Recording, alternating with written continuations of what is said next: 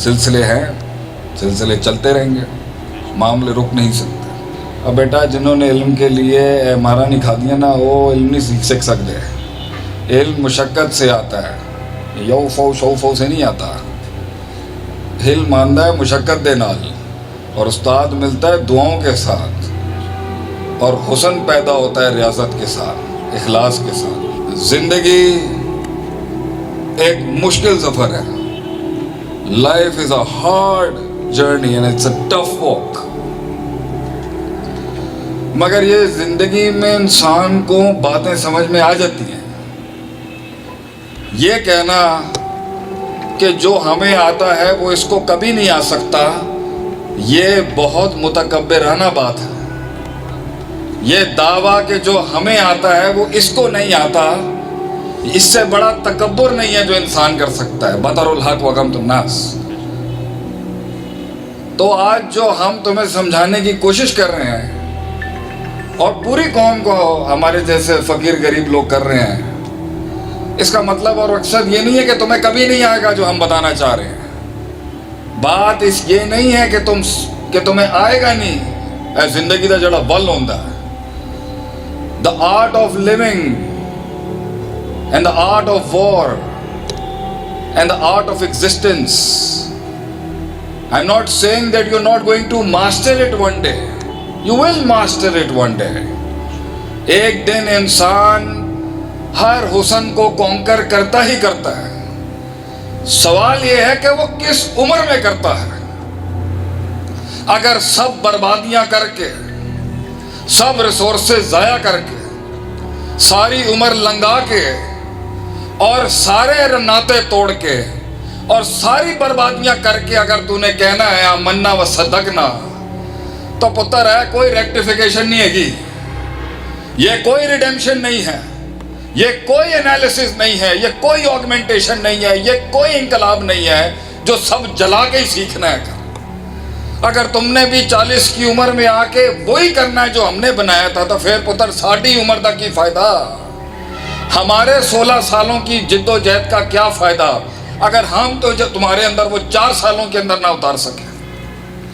تو اگر تو نے بھی وہی کانکر کرنا ہے جو ہم نے 15 سال میں کیا, اور وہی مقام حاصل کرنا ہے جو رب نے ہمیں دیے, تو پھر جنریشن اور سویلائزیشن کی جنگ میں دوسروں کے مقابلے میں بھی تم نے 16 سال بعد ہی اگر وہاں آنا ہے اور یہی کہنا ہے 16 سال بعد اپنے ابے کو جا کے کہ میں غلط سی تسی ٹھیک سی, اگر اپنے استاد کو آ کے یہی کہنا ہے 16 سال کی ساری بربادیاں کر کے تسی ٹھیک سی تھی میں غلط سی, اپنی وائف نو جا کے تسی 20 سالوں بعد اگر یہی کہنا ہے کہ تو ٹھیک سی تھی میں غلط سی, اور اپنے بچوں کو اگر 20 سالوں کے بعد اور 30 سالوں کے بعد جا کے کہنا ہے کہ تو ٹھیک سی پتر میں غلط سی, تو یہ کوئی زندگی ہے؟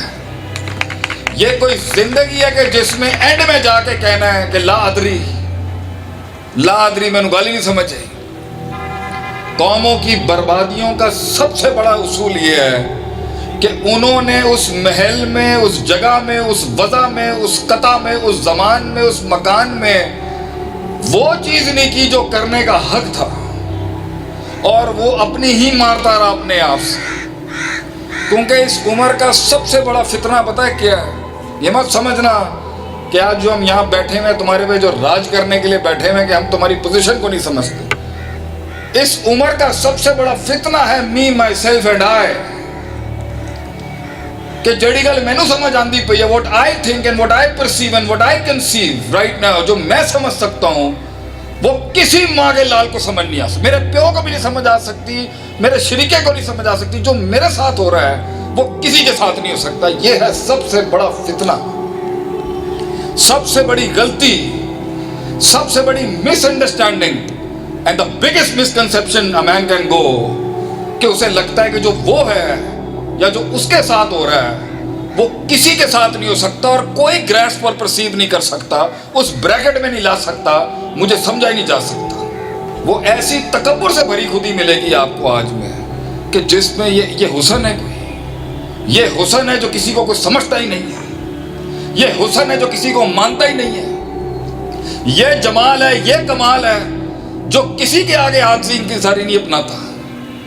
یہ زندگی ہے کہ انسان کسی سے پوچھتا ہی نہیں ہے, سوال ہی نہیں کرتا. وَشَاوِرْهُمْ فِي الْأَمْرِ, कायनात की सबसे आला अरफा अनवर अकमल अजमल आला आजम तरीन हस्ती को अल्लाह ने कहा है बशाविरुम फिल अमर, अपनी इर्द गिर्द के लोगों से मुशावरत करें आप सल्लम, क्या पता इसमें से कोई ऐसा नुक्ता आ जाए जो तहरीक को फायदा दे दे आपकी। ये मिजाज है हमारा, बनता जा रहा है, पोलराइजेशन आ रही है हमारी सोसाइटी में कि जो मेरे साथ जो मैं जब